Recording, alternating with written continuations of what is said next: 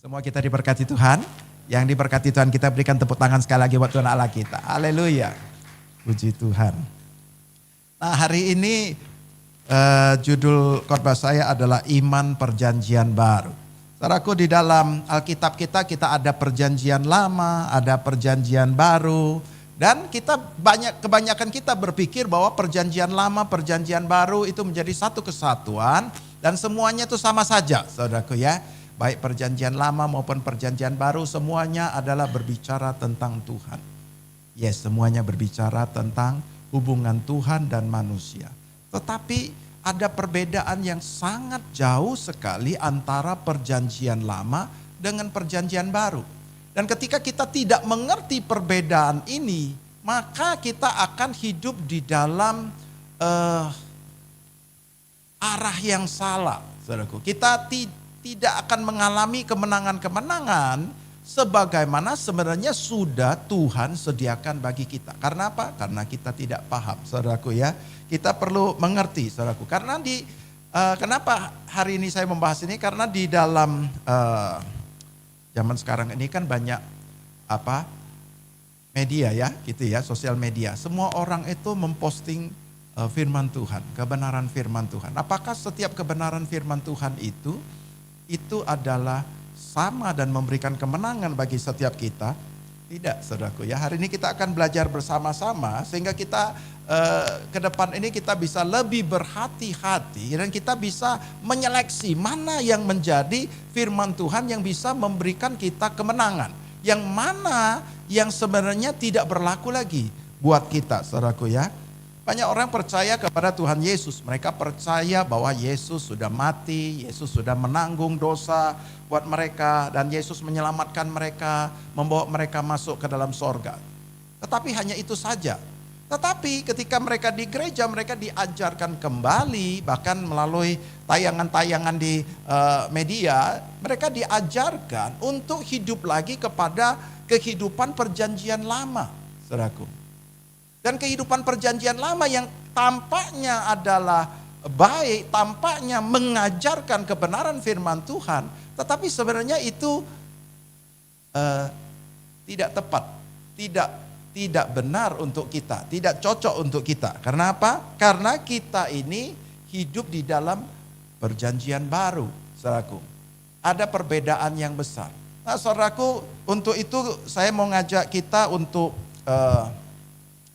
memahami perjanjian lama dan perjanjian baru. Nah sebelum kita memahami perjanjian lama dan perjanjian baru, saya mau mulai dengan kita membaca firman Tuhan di dalam Kejadian 1 mulai dari ayat 26. Ini adalah fondasi kita ya. Kejadian 1 ayat 26 sampai 28. Saya akan bacakan ya. Berfirmanlah Allah, baiklah kita menjadikan manusia menurut gambar dan rupa kita, supaya mereka berkuasa atas ikan-ikan di laut dan burung-burung di udara dan atas ternak dan atas seluruh bumi dan atas segala binatang melata yang merayap di bumi. Maka Allah menciptakan manusia itu menurut gambarnya. Menurut gambar Allah diciptakannya dia, laki-laki dan perempuan diciptakannya mereka. Allah memberkati mereka, lalu Allah berfirman kepada mereka, beranak cuculah dan bertambah banyak, penuhilah bumi dan taklukkanlah itu, berkuasalah atas ikan-ikan di laut dan burung-burung di udara dan atas segala binatang yang merayap di bumi. Nah saudaraku, ini adalah desain awal daripada penciptaan manusia. Waktu manusia diciptakan, ini adalah desainnya. Manusia diciptakan pertama kali itu menurut gambar dan rupa Allah. Saudaraku, menurut gambar dan rupa Allah. Maksudnya apa? Saudaraku, ini adalah seperti kalau kita ini punya anak gitu ya. Ada DNA-nya sehingga anak kita ini mirip kita. Saudaraku, kalau orang bilang anak saya itu, oh dia, waduh Pak, dia punya cara berjalannya tuh mirip kamu. Cara berjalan tuh bagaimana bisa diturunkan? Tidak bisa kelihatan di dalam bentuknya, nggak bisa kelihatan. Bentuknya sama-sama, rupanya seperti manusia begitu saja. Tapi bisa cara berjalan. Pernah nggak kita lihat, dia nih ya cara ngomongnya persis bapaknya. Pernah kita melihat begitu? Apa maksudnya cara ngomong itu persis bapaknya? Ya enggak? Apakah bapaknya dulu ngajari dia, kalau kamu ngomong ini ya caranya begini. Atau bapaknya ngajar kalau kamu berjalan ya caranya begitu. Nggak begitu saudaraku. Tetapi itulah DNA. Ada sesuatu di dalam DNA itu yang membentuk dia sehingga dia sama persis mirip dengan bapaknya. Nah demikian juga ketika Tuhan menjadikan kita, saudaraku, menurut gambar dan rupa dia, yang seharusnya terjadi adalah dia memantulkan kehidupan daripada Allah. Jadi Adam itu, manusia itu mencerminkan kehidupan dari Allah. Nah Alkitab mencatat bahwa kita mencerminkan kemuliaan Allah. Nah Adam waktu itu mencerminkan kemuliaan Allah. Dia mempunyai cara berpikir yang hikmat, yang cerdas. Sama seperti Allah. Dia mempunyai otoritas kuasa untuk memerintah bumi. Dia diberikan kuasa untuk memerintah bumi. Untuk beranak cucu, taklukkanlah semua binatang-binatang. Taklukkan, berkuasalah atas semua dan atas seluruh bumi. Dia memiliki otoritas itu. Dia memiliki kuasa itu. Dia memiliki standar moralnya Tuhan. Dia memiliki kekudusannya Tuhan. Dia memiliki sifat-sifatnya Tuhan. Wah, anakmu ini murah hati ya, kayak bapaknya. Saudaraku, apakah bapaknya ngajarin murah hati? Itu adalah DNA saudaraku. Jadi ketika DNA-nya menurun, itu biasanya sifat-sifat juga bisa menurun, karakternya bisa menurun, semuanya bisa menurun saudaraku. Saudaraku, tetapi apa yang diciptakan Allah itu adalah sempurna. Semua natur Allah itu ada di dalam diri manusia.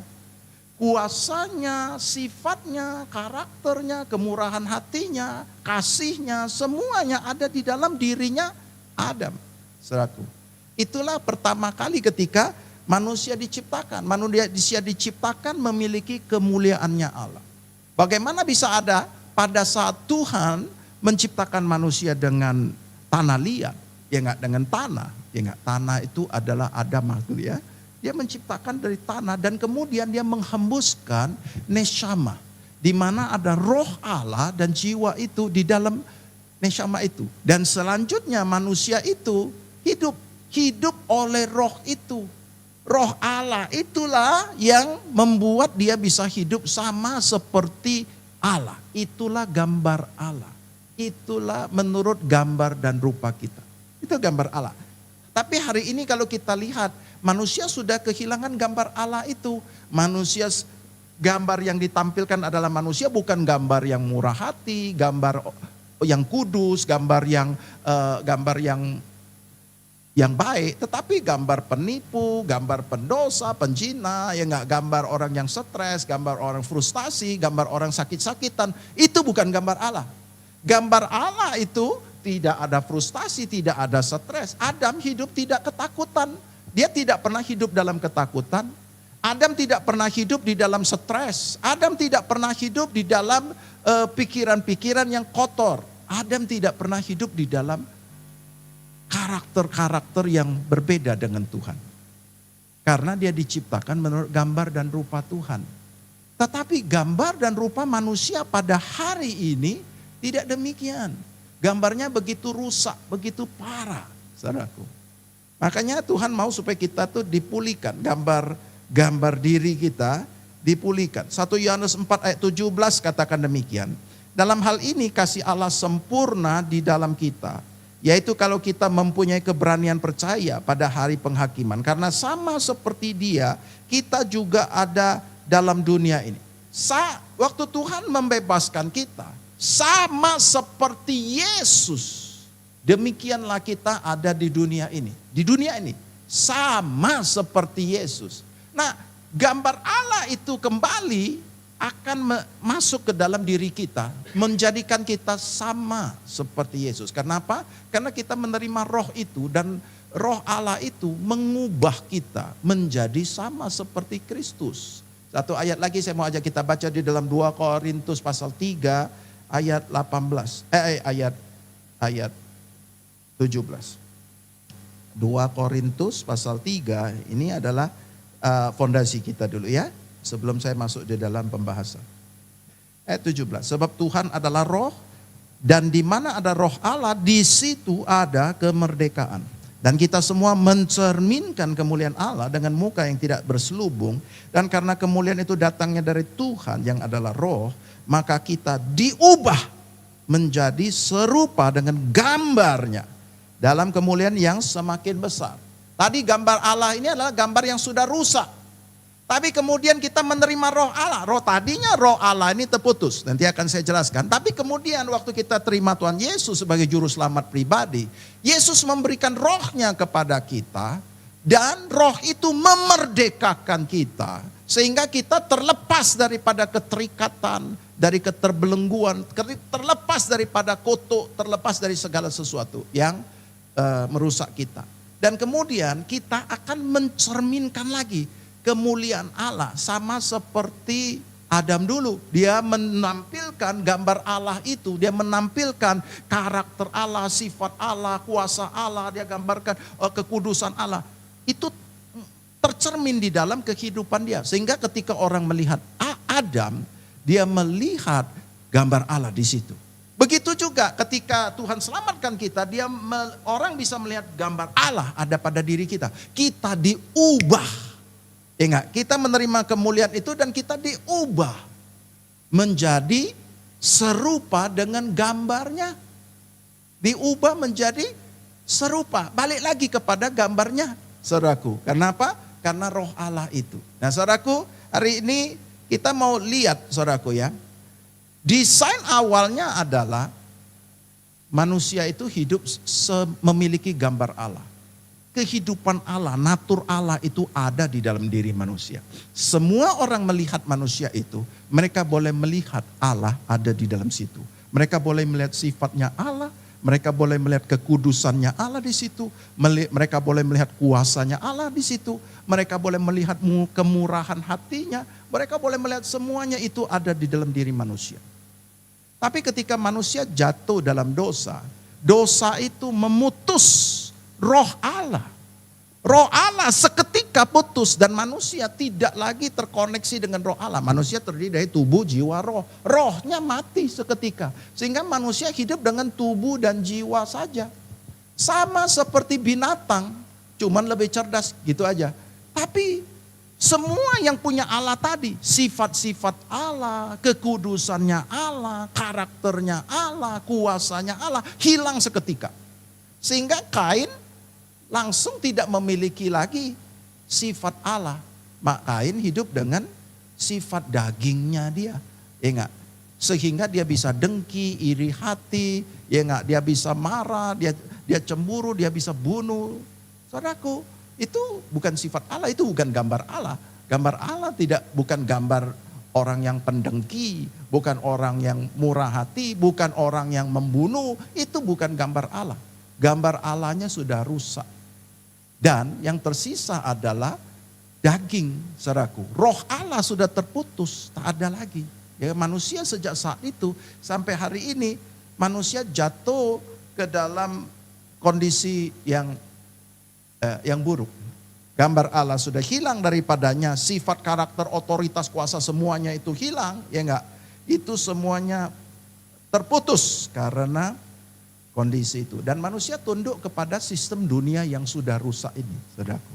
Sejak saat itu sampai kepada hari ini, manusia hidup di dalam sistem dunia yang rusak. Manusia dengan gambarnya yang rusak, dengan karakternya yang rusak. Manusia yang terputus, tidak ada roh Allah, tidak bisa lagi menampilkan semua yang menjadi milik Allah, saudaraku. Nah, perjanjian lama adalah gambaran daripada manusia yang rusak gambarnya. Perjanjian lama adalah gambaran manusia yang hidup di dalam dosa dan menantikan Mesias, saudaraku. Bangsa Israel perjanjian lama itu berbicara tentang dari pertama kali kondisi yang sempurna, jatuh dalam dosa, dan sejak saat itu mereka menantikan Juru Selamat. Mereka menantikan Mesias, saudaraku. Apakah orang-orang di dalam perjanjian lama itu tidak baik?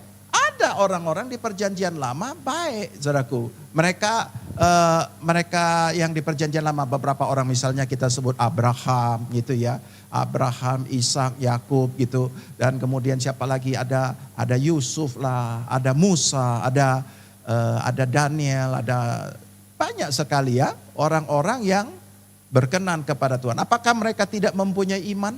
Mereka mempunyai iman. Tetapi sehebat apapun imannya mereka, itu adalah iman dalam kondisi orang berdosa. Nah saudaraku, dosa ini adalah sesuatu yang sangat mengerikan. Akibat daripada dosa waktu manusia jatuh ada 5 yang tak bisa dipulihkan punya gitu. Yang pertama adalah roh Tuhan terputus tadi, sehingga kemuliaannya hilang. Dan ini gak bisa untuk pulih kembali kecuali Tuhan sendiri yang memulihkan. Manusia tidak mungkin memulihkan roh yang sudah putus. Jadi ketika rohnya mati, ya mati begitu saja. Yang kedua adalah tadinya mereka hidup di dalam Taman Eden. Taman Eden berbicara kelimpahan, kasih karunia berlimpah-limpah dan pemeliharaan Tuhan. Dan sejak mereka jatuh dalam dosa, mereka langsung diusir dari Taman Eden. Mereka diusir dari Taman Eden sehingga tidak ada lagi namanya kasih karunia dan pemeliharaan itu, saudaraku. Dan Tuhan melepaskan kutuk. Selanjutnya mereka hidup dalam kutuk. Terkutuklah tanah. Dengan bersusah payah kau akan mencari rezekimu. Dengan berpeluh kau akan mendapat makananmu. Sejak saat itu sampai kepada hari ini manusia bersusah payah mencari rezeki. Dengan kekuatannya sendiri, berpeluh dia mendapatkan makanannya sampai kepada hari ini, saudaraku. Yang keempat adalah mereka kehilangan kuasa. Tadinya diberikan kuasa untuk beranak cucu, bertambah banyak dan berkuasa atas seluruh ciptaan dan seluruh bumi. Tapi sejak saat itu kuasa tak ada lagi. Alkitab menjelaskan kepada kita bahwa dunia berada di bawah kuasa si jahat, saudaraku. Bukan lagi di dalam kuasa Adam, bukan lagi di dalam kuasa manusia. Kuasa itu lenyap sehingga manusia menjadi tidak berkuasa. Saudaraku. Dan terakhir mereka akibat dosa adalah maut, saudaraku. Semua orang menuju maut. Nah saudaraku, demikian juga orang-orang yang ada di dalam perjanjian lama. Mereka itu hidup di dalam kutuk. Mereka tidak hidup di dalam kasih karunia. Mereka tidak hidup dengan kuasa. Mereka tidak memiliki kuasa itu. Dan mereka menuju kematian, saudaraku. Mereka terputus daripada roh Allah. Hanya beberapa orang saja yang berkenan kepada Tuhan. Dan Tuhan menaruh rohnya temporari untuk tugas-tugas tertentu. Ingat, misalkan pada zamannya Musa Tuhan memberikan rohnya kepada beberapa orang untuk bisa menjadi ahli dalam pertukangan dalam emas, dalam kayu, dalam apa, pertungan untuk membuat bait Allah. Itu Tuhan kasih rohnya. Tuhan kasih rohnya kepada Simson, roh yang menjadikan dia perkasa. Tuhan memberikan rohnya kepada Saul untuk dia menjadi raja, saudaraku. Tapi roh itu kemudian meninggalkan dia. Tuhan berikan rohnya kepada Daud. Tapi itu semuanya adalah temporary, saudaraku. Tidak permanen, saudaraku. Karena apa? Karena roh Tuhan sudah terputus gara-gara dosa itu tadi. Dan semua orang yang lainnya tidak ada, saudaraku. Hanya beberapa orang dari sekian banyak orang yang ada di dunia ini. Ini adalah gambaran yang rusak. Sehebat-hebatnya iman mereka, mereka tetap adalah orang berdosa. Dan dosa ada di dalam diri mereka. Karena dosa, maka semua konsekuensi tadi itu berlaku padanya. Saudaraku. Nah karena dia tidak memiliki kuasa akibat daripada dosa, maka mereka hanya bisa berharap kepada Tuhan. Puji Tuhan, mereka akhirnya mengenal Tuhan dan bisa berseru kepada Tuhan, berharap kepada Tuhan. Tapi itu saja. Orang perjanjian lama ini hanya bisa berseru kepada Tuhan, meminta kepada Tuhan, berharap kepada Tuhan, dan menantikan belas kasihan Tuhan untuk dia tolong. Ingat. Hanya itu saja, dia nggak punya cara yang lain. Nggak ada cara lain, nggak ada sesuatu yang dapat dia lakukan lagi. Selain daripada minta belas kasihan Tuhan. Tapi puji Tuhan, dia masih bisa minta belas kasihan Tuhan. Satu kali Hizkia sakit. Nah ketika Hizkia sakit, dia minta kepada Tuhan. Dia berseru, dia menangis gitu. Dia berseru, Tuhan kau lihat aku ini hidup bersungguh-sungguh dengan engkau Tuhan. Aku sudah begini, aku sudah, enggak. Dan kemudian Tuhan menambahkan umurnya. Sudah ku dengar doamu, sudah ku lihat air matamu. Baiklah aku tambahkan umurmu 15 tahun. Saudaraku, itu belas kasihan saudaraku. Tuhan tambahkan 15 tahun. Ketika Daud mengalami kesalahan, ya enggak, dan dia dihukum, ya enggak. Dia berzina dengan Batseba, saudaraku, istri daripada anak buahnya sendiri, dan kemudian dia punya pikiran yang kejam, saudaraku. Dia bunuh itu suaminya itu. Dia kirim ke medan perang dan kemudian mati. Tempatkan dia paling depan sana biar dia mati, saudaraku. Ini jahat banget, saudaraku. Dan kemudian, nah waktu itu Tuhan marah sama dia. Tuhan marah dan kemudian dia dapat anak-anaknya sakit, saudaraku. Wah, Daud berdoa, minta belas kasihan Tuhan, minta pengampunan. Mati juga. Ya enggak? Itu terlepas daripada Tuhan. Jadi kalau kamu mau ditambahkan umurmu 15 tahun, puji Tuhan. Kalau Tuhan ngomong mati ya tetap mati. Saudaraku, Hizkia pada mulanya, Hizkia sudah ditentukan. Ya enggak, kau akan sakit dan kau akan mati. Ya enggak? Waktu itu usianya baru 39 tahun Hizkia, saudaraku. Wah, mati muda, saudaraku ya. Tapi dia minta belas kasihan Tuhan. Tuhan tambahkan usianya 15 tahun. Akhirnya dia mati pada usia 54 tahun. Sudah lumayan tua, saudaraku ya. Nah, saudaraku, itu adalah gambar daripada perjanjian lama. Perjanjian lama, saya kasih contoh lagi. Misalkan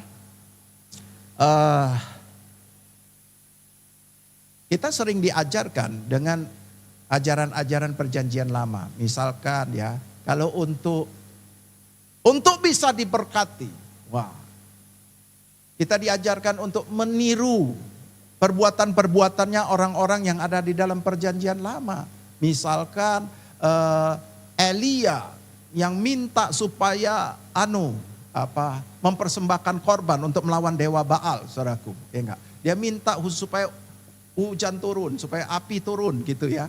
Maka apa yang terjadi? Wah, dia harus begini, kasih kayu bakar, dia harus tuang air, berapa ini. Nah, ada orang yang membahas ini dan kemudian mengajarkannya supaya kita bisa diberkati Tuhan, dijawab Tuhan doa kita, maka kita memberikan persembahan begini, kita harus begitu, mengikuti Elia. Atau seperti Hizkia mungkin, atau seperti Yosafat mungkin. Dan mereka meniru doa-doanya mereka. Atau mereka meniru seperti yang kita biasa nyanyikan lagunya Yabes. Yabes, kiranya engkau memberkati aku. Saudaraku, itu adalah orang-orang yang di dalam kutuk. Orang-orang yang di dalam dosa, yang belum dimerdekakan oleh Tuhan. Dan karena kondisi mereka berdosa, mereka harus menanggung konsekuensi dosa itu. Dan dosa ada pada diri mereka. Dan itu tidak bisa lepas. Roh Tuhan, walaupun dia sayang kepada bangsa Israel. Walaupun bangsa Israel mungkin Daud begitu cinta. Tuhan sampai ngomong ini biji matanya gitu. Tapi tetap aja Tuhan tidak bisa tinggal di dalam dirinya bangsa Israel secara permanen. Tidak bisa.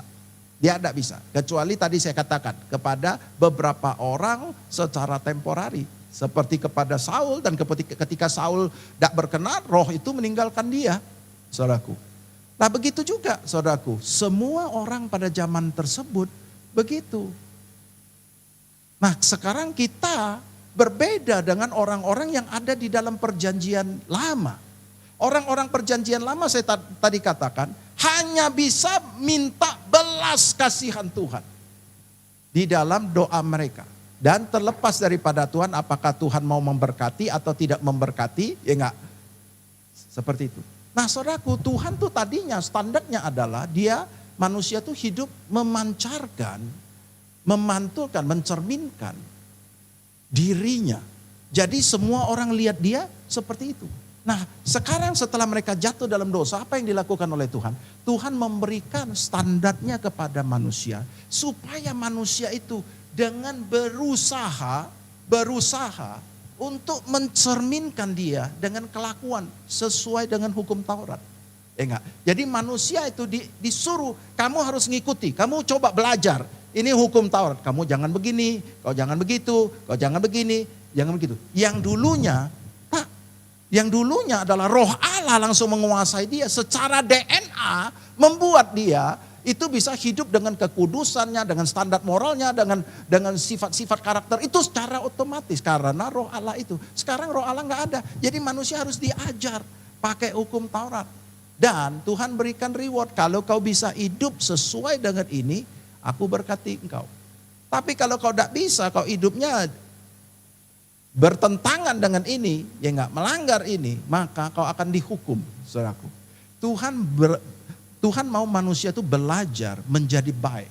Karena kalau dia ngikuti sifat daging saja, akan tambah ganas, tambah hancur, saudaraku. Tetapi manusia diajar dengan hukum Taurat supaya kamu coba belajar. Lakukan itu dengan kemampuan daging dia yang terbatas, saudaraku.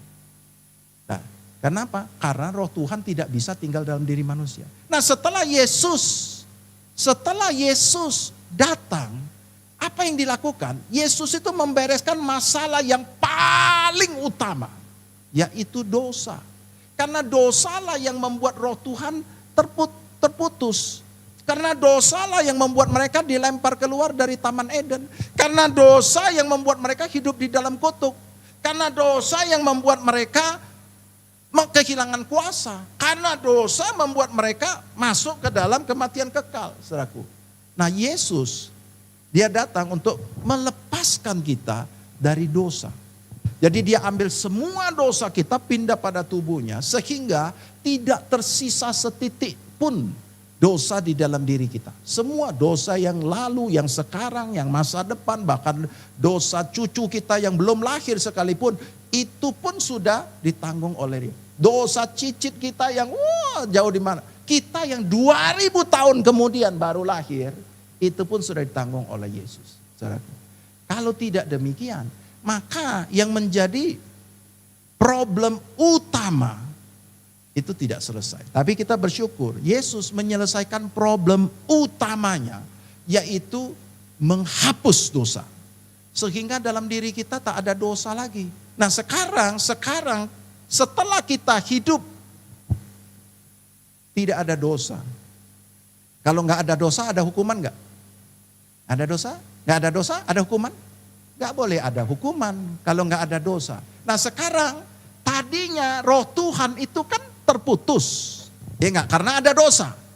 Begitu tidak ada dosa, maka roh Tuhan mau tinggal lagi dalam diri kita. Karena dia tidak menjumpai ada dosa. Dosa itu bagaikan air terhadap listrik, korslet langsung. Ada setetes saja air, langsung listrik putus. Begitu listrik putus, semua yang berhubungan dengan listrik, AC lah, lampu lah, keyboard lah, mic lah, semuanya tak berfungsi. Sama, begitu roh Allah terputus, semuanya kekudusannya, kuasanya, hikmatnya, sifatnya, semuanya hilang. Itu punya Allah dan tidak bisa kita bikin-bikin, saudaraku. Nah setelah dosanya nggak ada, maka roh Tuhan itu mau terhubung. Bagaimana caranya? Yesus memberikan rohnya kepada kita. Sehingga kita memiliki roh Kristus. Menjadikan kita anak Allah lagi. Tadinya anak Allah. Setelah dosa, hilang posisi anak Allah. Nah sekarang dengan menerima roh Kristus, kita jadi anak Allah. Dan kemudian Tuhan mulai memberikan rohnya. Yaitu Roh Kudus. Roh Kudus itu adalah Allah itu sendiri. Dia kasih rohnya tinggal dalam diri kita. Dia tadinya tinggal di kemah. Tinggal di bait Allah, di ruang Maha Kudus. Selanjutnya, dia tidak tinggal di ruang Maha Kudus lagi. Tabir itu yang memisahkan ruang kudus dan ruang Maha Kudus, robek. Dan selanjutnya Allah tidak ada di dalam ruang Maha Kudus. Dia tinggal dalam diri manusia. Alkitab mencatat, tidak tahukah kamu bahwa tubuhmu sekarang ini adalah bait Allah. Tidak tahukah kamu bahwa tubuh adalah bait Roh Kudus, saudaraku. Roh Allah itu masuk lagi dalam diri kita, terkoneksi lagi dengan roh kita. Untuk apa? Untuk menjadikan kita sama, balik lagi kepada Adam. Banyak orang berpikir bahwa Yesus datang cuma untuk membuat kita masuk surga. No, Yesus datang untuk membuat kita kembali kepada desain awal yang sejati. Desain awal di mana manusia itu menggambarkan dirinya. Manusia hidup dan mencerminkan kehidupan Allah. Natur Allah ada di dalam situ. Sehingga semua orang boleh melihat manusia itu. Itu adalah Allah yang hidup di dalam manusia. Yesus adalah wujud Allah dalam bentuk manusia. Itu adalah Adam yang kedua. Dan selanjutnya kita semua adalah wujud Allah di dalam manusia. Setelah kita dipulihkan oleh Yesus. Tapi ketika kita belum dipulihkan oleh Yesus, manusia di perjanjian lama adalah wujud gambar rusak. Gambar yang belum dipulihkan. Dan tidak memiliki apapun, tidak memiliki kuasa. Saudaraku, Yesus tidak memiliki dosa. Dia adalah wujud Allah di dalam diri manusia. Roh Allah ada dalam diri kita. Nah, waktu Yesus pulihkan kita, dia kembalikan roh Allah itu, Roh Kudus terkoneksi kepada kita. Dan kemudian kita akan hidup dengan kemuliaan itu lagi. Kita akan hidup dengan kuasanya, dengan otoritasnya, dengan hikmatnya, dengan sifat karakter. Bagaimana bisa? Waktu kita terus hidup dengan rohnya, saudaraku, hidup kita diubah menjadi serupa dengan gambarnya. Tadi 2 Korintus 3 ayat 18, saudaraku. Jadi kita diubah menjadi serupa dengan gambarnya. Kita akan hidup lagi dalam kasih karunia-Nya. Kenapa? Tadi Taman Eden itu tertutup karena dosa. Karena dosa mereka dilempar keluar. Sekarang dosa tidak ada. Kalau tidak ada, Taman Edennya dibuka lagi. Yang kita namakan, yang kita ketahui sekarang adalah kerajaan Allah. Maka Yesus ngomong sama kita, dia ngomong, janganlah kamu seperti bangsa-bangsa yang tidak mengenal Allah. Mereka tiap hari pusing dengan apa yang mereka makan, minum, pakai. Tetapi Bapamu di sorga, Bapa kita, kamu itu anak Allah. Mereka bangsa tak kenal Allah. Bapamu di sorga tahu bahwa kamu membutuhkan itu. Carilah kerajaan Allah dan His righteousness. Dan kebenarannya dia. Kamu mah gak benar, tapi kamu pakai kebenarannya Yesus. Yesus benar. Kau pakai kebenaran Yesus. Cari masuk kerajaan. Carilah Taman Eden itu. Masuklah ke dalam di situ. Dan di dalam kerajaan Allah semuanya itu berlimpah-limpah. Dan itu akan ditambahkan kepadamu. Carilah kerajaan Allah dan kebenaran, maka semuanya ditambahkan. Diberikan kepada kita berlimpah-limpah. Kenapa? Karena dosa sudah tidak ada. Taman Eden dibuka lagi. Kerajaan Allah dibuka buat kita. Kutuk tidak ada lagi karena dosanya tidak ada. Kutuk tidak ada. Apa yang digambarkan di dalam Ulangan pasal 28 ayat 15 sampai 68 itu semua kutuk terkutuklah waktu kau di ladang, waktu kau di kota, waktu kau masuk, waktu kau keluar, waktu kau begini gitu. Buah kandunganmu, kambing dombamu terkutuklah langit dan bumi. Waduh, begitu banyak saudaraku. Itu tidak berlaku buat kita. Kenapa? Dosanya tak ada. Dosanya tidak ada, kutuknya tidak ada. Kuasa dikembalikan kepada kita, saudaraku ya. Roma 5 ayat 17 katakan, ya enggak, oleh karena satu orang itu, oleh karena Yesus itu, maka kita akan menerima kelimpahan kasih karunia, anugerah kebenaran, hidup dan berkuasa. Selanjutnya kita menerima otoritas, kita menerima kuasa lagi. Kuasa untuk memerintah, kuasa untuk menginjak ular dan kalajengking, kuasa untuk menahan musuh, kuasa untuk memperkatakan berkat, saudaraku. Kuasa untuk mengusir setan, saudaraku. Tuhan berikan kepada kita kuasa itu kembali, saudaraku. Hidup yang penuh kuasa sama seperti Adam. Dan juga kehidupan yang kekal. Nggak ada lagi kematian yang kekal. Nah saudaraku, beda kita di dalam perjanjian baru. Dengan orang di dalam perjanjian lama, beda. Makanya di dalam perjanjian lama, tidak mungkin mungkin ada satu ayat Tuhan mengajar kita, menyuruh kita untuk lawanlah si iblis. Oh, gak mungkin. Kenapa? Karena kau belum menang, belum berkuasa. Karena kau belum memiliki roh Allah. Rohmu itu putus. Orang di dalam perjanjian lama, rohnya putus. Nggak ada roh Allah di situ, tak terkoneksi. Tetapi orang yang di perjanjian baru, ada roh Allah, ada roh kudus di dalamnya. Dan selanjutnya, kau bisa melawan iblis. Saudaraku, iblis adalah roh. Kita kalau nggak ada roh, saudaraku ya, kita ini adalah makhluk daging. Makhluk daging sampai mati, sampai bongkok, kita nggak akan pernah bisa menang lawan makhluk roh. Nggak bisa. Daging tidak akan pernah menang lawan roh. Nah tapi ketika kita menerima roh Allah di dalam diri kita, apa yang diajarkan oleh Tuhan? Tuhan suruh kita, lawanlah iblis, dia akan lari daripadamu. Saudaraku, kita disuruh lawan iblis. Perjanjian lama tak pernah nyuruh kita lawan iblis. Tak bisa, tak mungkin, saudaraku. Saudaraku, dan di dalam perjanjian lama, saudaraku, kita tidak pernah diajarkan untuk hidup menggunakan iman. Nggak pernah. Karena apa? Karena kondisi kita berdosa, saudaraku. Dan kita tidak bisa menggunakan iman kita untuk bertindak, saudaraku. Nggak bisa, kamu tak berkenan soalnya. Tetapi ketika setelah kita diselamatkan, Yesus mengajarkan kita untuk mulai hidup dengan iman. Iman terhadap apa? Iman terhadap apa yang sudah diselesaikan oleh Yesus. Iman untuk berkata-kata. Yesus mengajarkan kepada kita begini. Kau bisa ngomong sama pohon ini, beranjaklah dan tercampaklah ke laut. Maka itu akan terjadi. Kau bisa ngomong sama gunung ini, beranjaklah dan tercampaklah ke laut. Itu akan terjadi asal tidak bimbang hatimu, tetapi percaya bahwa hal itu akan terjadi, maka hal itu akan terjadi.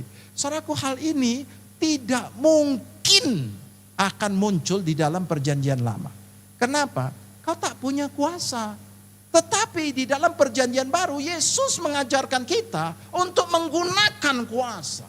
Yesus mendemonstrasikan kepada kita bagaimana dia meneduhkan badai. Saudaraku, dia ajarkan kepada kita untuk kita hidup sama seperti dia. Dia menyuruh kita untuk menumpangkan tangan atas orang sakit, orang itu akan sembuh. Dia menyuruh kita untuk mengusir setan demi namanya, saudaraku. Dia ajar kepada kita, ya enggak, sembuhkan yang sakit, tahirkan yang kusta, bangkitkan yang mati, saudaraku. Wah, kita ngomong, siapa kita ini? Kok kita lakukan hal-hal yang begitu heboh? Bukan siapa kita ini. Kita kadang-kadang orang berpikir, wah ini sombong banget ini. Ini bukan sombong. Ketika kita tidak bisa menerima untuk hidup di dalam kuasa, itu bukan kerendahan hati. Itu adalah ketidakpercayaan. Banyak anak-anak Tuhan, ya enggak, diajar untuk tidak percaya. No, di dalam perjanjian baru, kita tidak demikian. Hidup kita ini, cara hidup kita itu berbeda. Nah saya ngomong, kita ini berbeda di dalam posisi kita. Posisi kita ini orang benar. Perjanjian baru, kita berbeda. Orang perjanjian lama itu adalah orang tidak benar, orang berdosa. Kita ini orang benar selamanya, saudaraku. Posisi kita berbeda. Terus cara berdoa ini berbeda, saudaraku. Imannya berbeda, semuanya berbeda, saudaraku. Arah iman itu juga berbeda. Kalau tadi saya ngomong, di dalam perjanjian lama orang cuma bisa berharap kepada belas kasihan Tuhan. Tetapi di dalam perjanjian baru tidak demikian. Perjanjian baru kita sudah dipulihkan, kita diajar untuk bagaimana hidup sama seperti Adam. Bagaimana menggunakan otoritas dan kuasa kita. Bagaimana kita hidup di dalam kebenaran itu. Saudaraku. Beda banget, saudaraku. Jadi kalau kita diajarkan bagaimana supaya engkau bisa menang dari pencobaan itu, ya enggak ya. Dan kemudian kita diajar dengan cara-caranya, ya enggak. Seperti Joshua, ya enggak. Wah, kita mungkin perlu keliling itu Yeriko 7 kali. Nah, kita mulailah keliling Yeriko, keliling ini 7 kali lah. Kita tumpang tangan beginilah, kita begitulah, ya enggak. Kita mulai pasang air lah seperti Elia lawan Baal, kita mulai mempelajari si Daud waktu melawan Goliat. Oh, kita harus pakai 5 batu. Batu yang pertama adalah ini, batu yang kedua adalah ini. Ya enggak? Dengan berbagai penafsiran. Tidak demikian. Kita tidak hidup di dalam perjanjian lama. Saya tidak bilang perjanjian lama tidak baik. Perjanjian lama ada hukum Taurat. Hukum Taurat itu baik. Tapi tidak bisa menyelamatkan mereka. Karena apa? Mereka hidup dalam dosa. Dosa itu mengikat mereka. Yang bisa membebaskan mereka hanya Yesus. Perjanjian baru, dosa kita dihapus oleh Tuhan. Dan semua konsekuensi dosa tak ada lagi. Cara hidup kita itu, kita mulai belajar cara hidup seperti Adam pertama kali hidup. Bagaimana dia hidup dengan roh Allah. Hidup dengan kuasa dari Allah. Hidup dengan sifat dari Allah. Hidup dengan kekudusannya Allah. Bagaimana kita diubah, saudaraku. Itu yang kita pelajari, itu yang kita lakukan.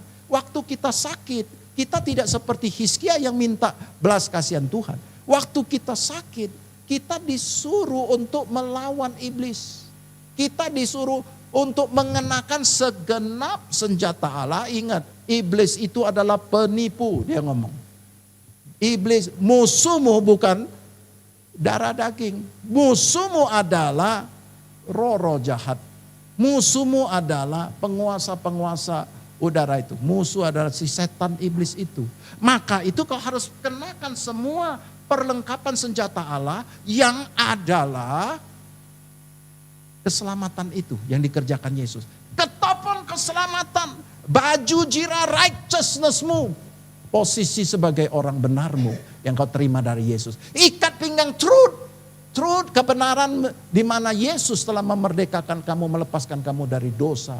Injil damai sejahteramu, kasut Injil damai sejahteramu. Dan kemudian perisai imanmu untuk menangkis. Aku bukan orang berdosa, aku sekarang orang benar. Aku ini anak Allah, aku bukan warga dunia, aku ini warga kerajaan Allah. Aku menolak semua hukuman, tidak ada hukuman lagi bagi. Itu perisai iman dan pedang roh. Semuanya ini bicara tentang apa yang dikerjakan Yesus. Waktu kita menghadapi masalah, entah masalah keuangan, entah masalah sakit penyakit, kita tidak minta belas kasihan Tuhan. Orang perjanjian lama percaya, berharap kepada Tuhan. Orang perjanjian baru percaya kepada apa yang sudah dikerjakan oleh Tuhan. Dan hidup dari situ. Jadi kita mulai, Yesus ajarkan, firman Tuhan ajarkan gini, iblis seperti singa yang mengaum-ngaum, berkeliling-keliling mencari orang yang dapat diterkamnya. Yang dapat ditelannya. Berarti ada orang yang tidak bisa ditelan. Dia mencari orang yang bisa dia tipu dan dia telan. Dia mengaum-ngaum, dia menggertak kita. Supaya kita menjadi ketakutan. Tapi ayat selanjutnya, lawanlah dia dengan iblis. Lawanlah iblis dengan iman yang teguh. Dan di dalam Yakobus katakan, tunduklah kepada Allah, lawanlah si iblis dan dia akan lari daripadamu. Saudaraku, Tuhan suruh kita untuk melawan iblis yang mau telan kita, yang mau makan kita, yang mau membuli kita. Dia ngomong, lawan dia dengan imanmu yang teguh. Lawan dia dengan perisaimu, tolak semua serangan.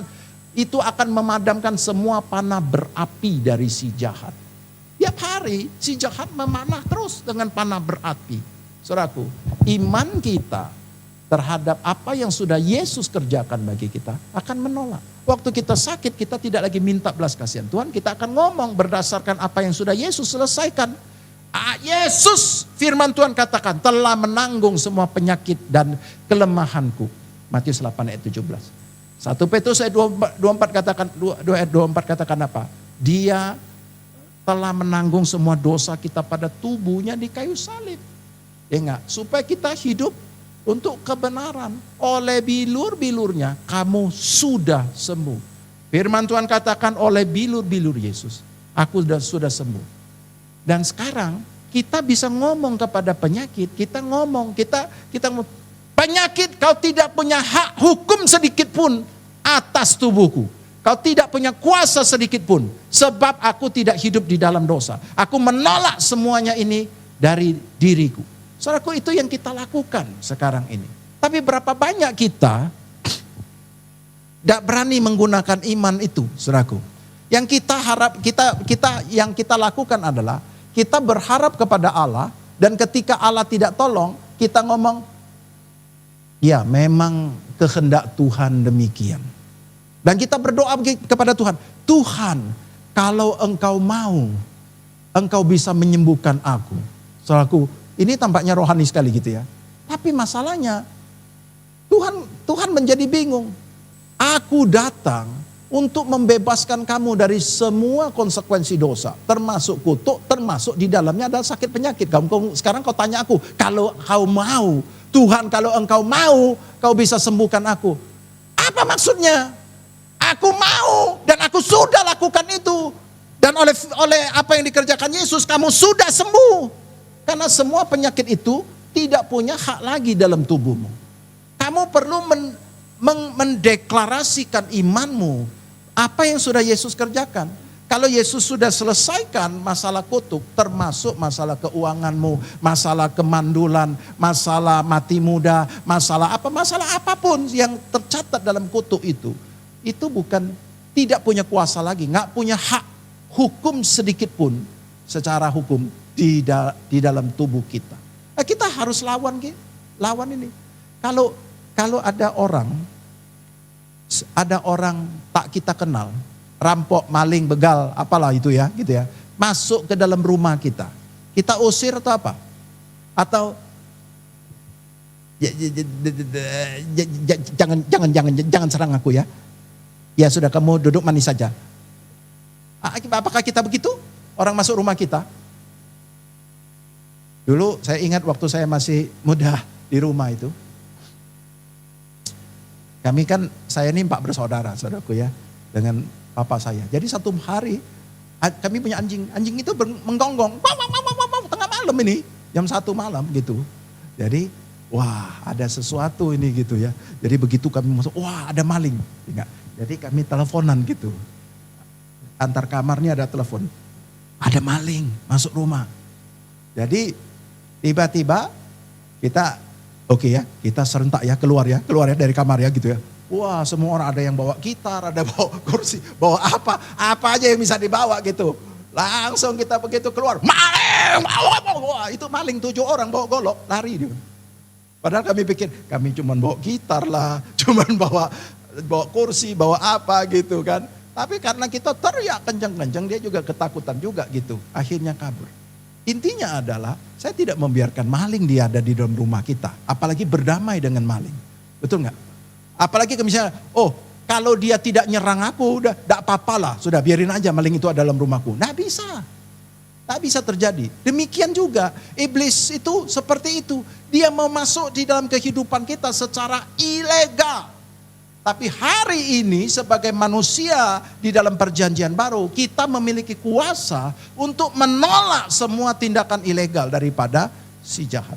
Saudaraku. Nah hari ini kita bisa mengerti. Banyak pengajaran di luar sana terus mengajarkan kepada kita untuk hidup seperti orang yang belum merdeka di dalam perjanjian lama. Kalau saudara saudara menganggap itu adalah benar. Padahal itu sama sekali tidak benar. Itu tidak merdeka sama sekali. Saudara akan hidup dalam keadaan tidak merdeka. Tetapi kita harus belajar bagaimana hidup berdasarkan apa yang sudah Yesus selesaikan. Kita belajar untuk hidup menjadi seperti Adam pertama kali. Bagaimana hidup dengan kuasa, hidup dengan roh Allah, hidup dipimpin oleh roh Allah. Kita hidup dengan kemenangan-kemenangan. Saudaraku, banyak sekali gereja sekarang mengajarkan tentang bagaimana berbuat baik. Bagaimana kita memiliki motivasi-motivasi. Saudaraku, ini bukan pelajaran motivasi. Gereja adalah memberitakan apa yang diselesaikan Yesus dan bagaimana kau hidup berdasarkan apa yang diselesaikan Yesus. Kalau Yesus sudah membebaskan kita dari kutuk keuangan, kita harus merdeka dari keuangan. Dalam hal keuangan. Kita harus merdeka dalam hal kesehatan kita. Kita harus merdeka dalam hal pernikahan kita. Kita harus merdeka dalam segala hal karena Yesus telah melepaskan kita dari semua itu. Jangan kita kembali lagi kepada kehidupan orang yang belum merdeka. Dan belajar daripada orang-orang yang belum merdeka. Mereka nggak punya cara, itu aja yang bisa mereka lakukan dan berharap kepada belas kasihan Tuhan. Tapi kita hidup dalam kemenangan Injil kasih karunia. Mari kita bangkit berdiri.